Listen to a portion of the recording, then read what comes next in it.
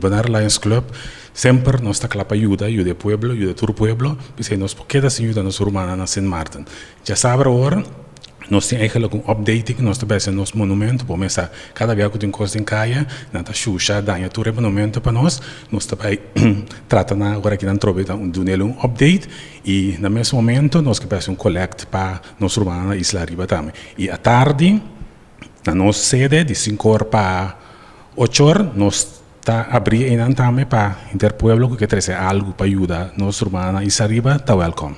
Eu malon nosso papel do departamento e cápsula de tempo também restaure, touch rob, fair, manter porque da já é bom a trobe.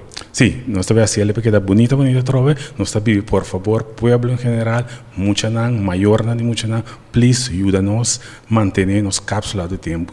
Nós ponemos cápsula de tempo 2 de fevereiro de 2002 e tenho que dar para 40 anos, depois de 40 anos nós lo habiele, pero já passa agora que 15 anos, nos falta 25 anos mais. Eu disse, senhor Bermúdez é parte de agora que tem intenção para pôr cadena rondô de para evitar gente por cinta riba de ou fica dentro da cercania? Sim, isso aí nós também também nós queremos pôr cadena ronda para dispor respeito, se vamos pensar, cadena é muito tanto é bule cadena trove, pero para dispor respeito para nós portanto não manter nosso monumento.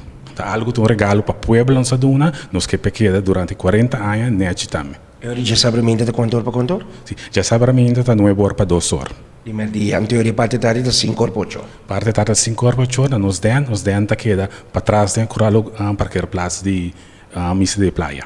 Eu está espera tu ainda bingo produto, artículo preferível não sem ou toch met de bomini?